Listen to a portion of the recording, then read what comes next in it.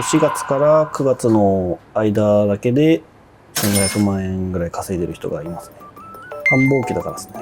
体を大事に大事にっていう流れなので、うちではこううるさらを扱ってなくて、あとは1日の台数も決まってないので、休みとかも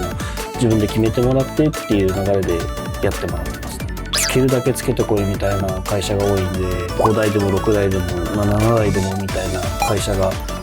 多いとは聞きますね。他とは違うのは、追加工事料金がパーセンテージが違うので、稼げる額が違うっていう部分が強い部分だと思います。今年の夏は忙しくなるので、経験者の方、ぜひ来てください。